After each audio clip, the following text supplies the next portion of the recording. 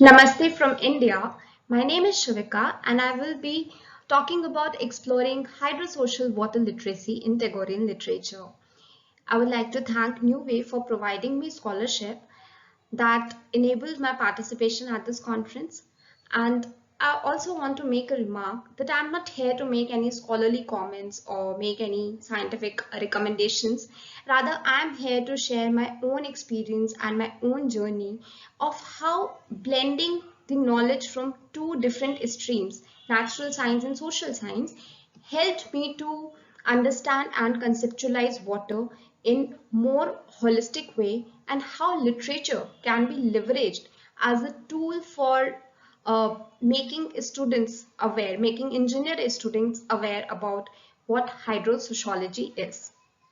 I will be starting with a reflexivity talk where I will be touching about a major incident that made me realize that my knowledge and understanding about water is incomplete if I relied on what I have been learning for 4 years in civil engineering. So what happened in third year of my engineering, I joined organization called Help Us to Help the Child, which required me to visit slum areas and teach students. I used to ask them different questions out of my inquisitive nature, that why were you absent? Why didn't you cut your nails? And you didn't seem to take a bath today. Questions like that. And often, most often, what used to happen, the answers were directly or indirectly related to water. This made me realize that water is something that is not just quantifiable or controllable.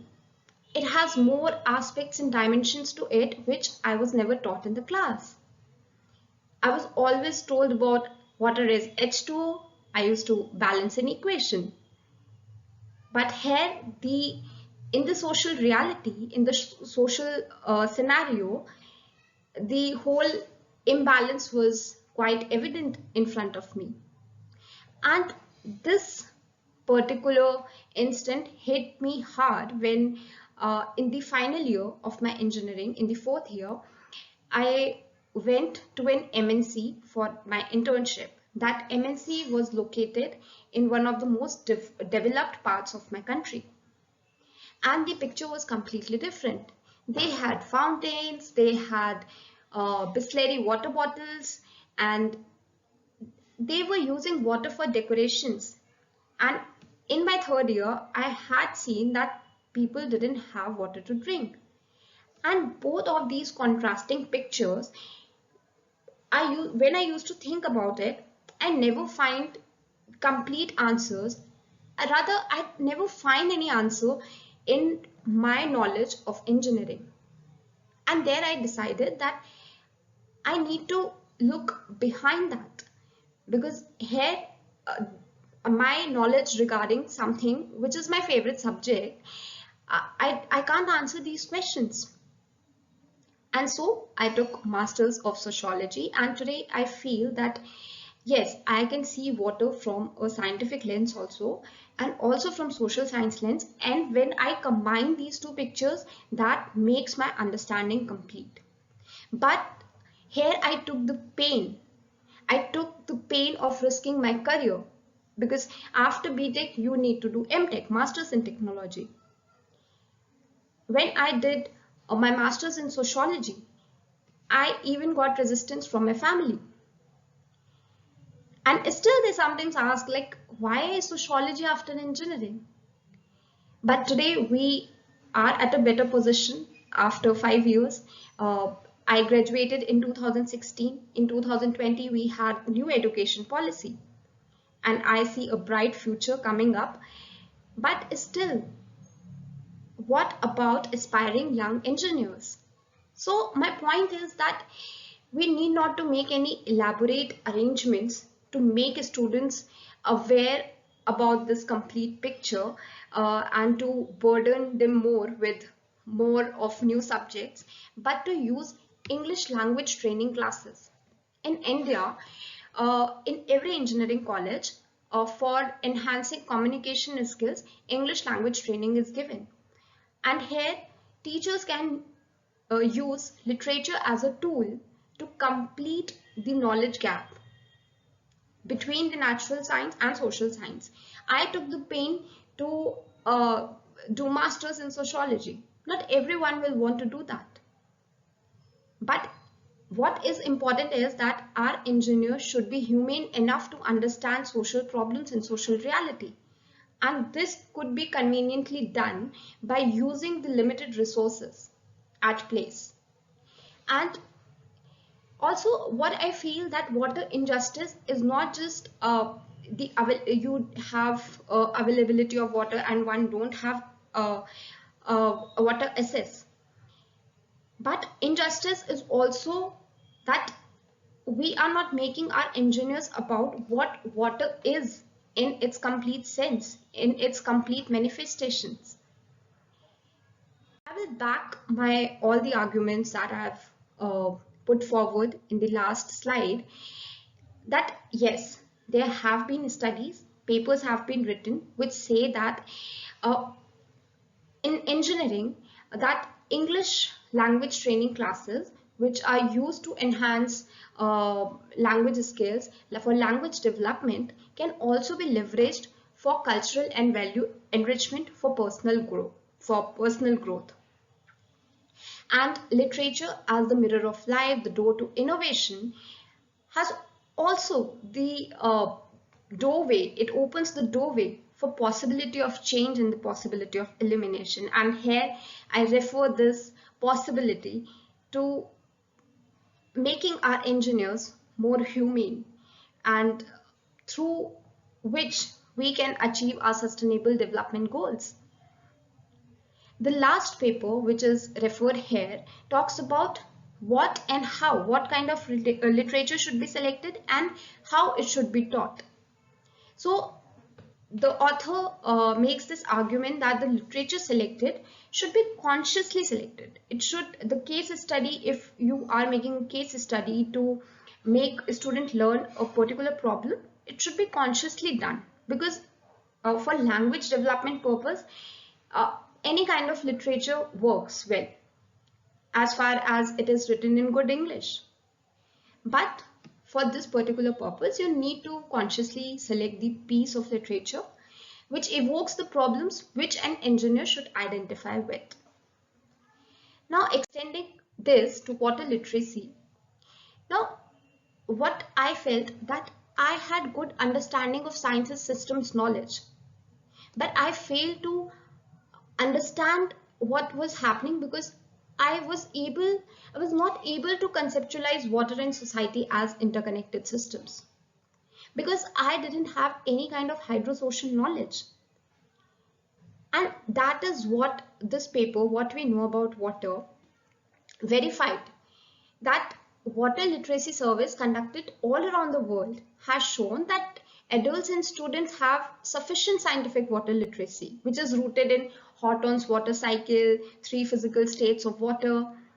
But we fail to have this hydrosocial knowledge and also local knowledge.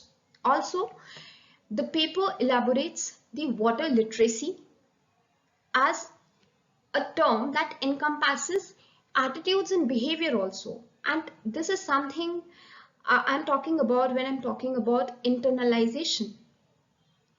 These, these things need to be internalized if we want them to be translated into actions. So the way forward is that inclusion of any kind of fiction will work as far as it is able to provide emotional stimulation to engineers and social scientists, and these should be carefully selected. Now, for any example, I have taken Muktadhara, which is written by Nobel laureate for literature Rabindranath Tagore, and his works can be the best examples for what I am trying to put here. He speaks language of rivers in his writings, and one can explore his work from different perspectives, and these are some examples. These 4 are different examples. His work, his same work, Muktadhara, has been seen from different lenses, like for land rights, for ethics, and here I am exploring it from the lens of water. Since I have just started doing it, the work is incomplete, but I will give a little highlight, a brief overview of what the play is about. The play is about Muktadhara, which Mukt means free and Dhara means stream. So waterfall is flowing across the two states, across the two kingdoms. Uttarkot is at upstream and Shiftarai is in downstream. Now the king wants to subjugate the people of Shiftarai. So what he does, he decides to build a dam at Uttarkot. And this creates two contrasting sides. Now Uttarkot, the people of Uttarkot are celebrating, are proud and confident when dam construction is finished after 25 long years. Under the guidance of royal engineer Vibhuti. And I was no less than a Vibhuti, very hard-hearted or very having no knowledge of what hydrosociality is during my engineering. So these characters can be drawn from the play when a student knows about what the hydrosocial framework is, and before that. So how this particular case study can be leveraged?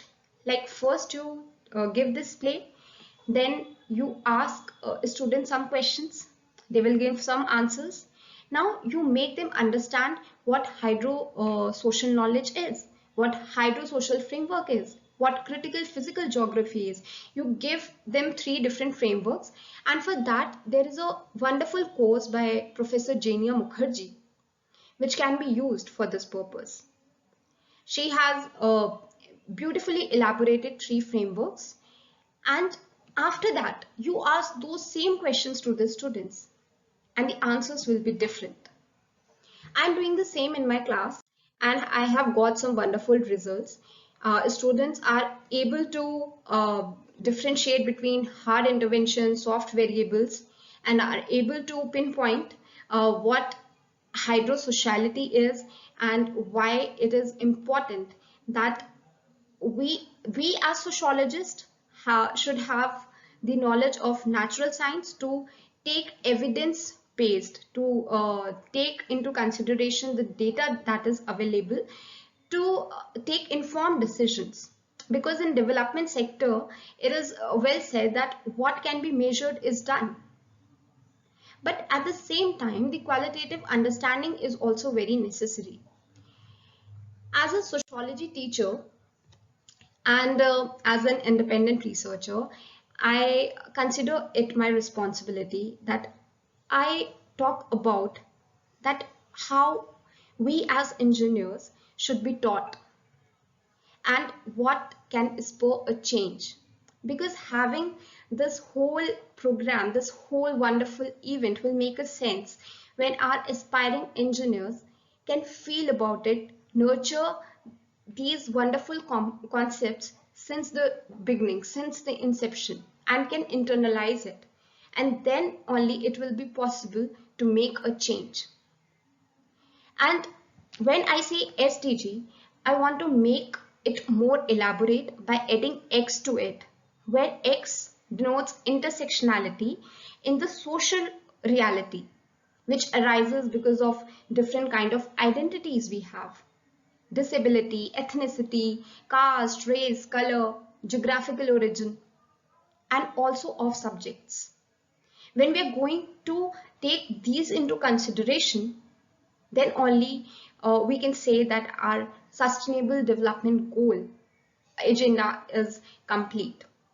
So I think that I started from my own story to the sustainable development goals, and the connecting link is literature, that we need not to make very big or elaborate arrangements to make people, to make our aspiring engineers understand the value of understanding how society functions, what is diversity, and water as not something that you can control, you can manage, but as something that is the basis of life. And this is the era of humanistic centric design, HCDs, and we need to prepare our engineers for that.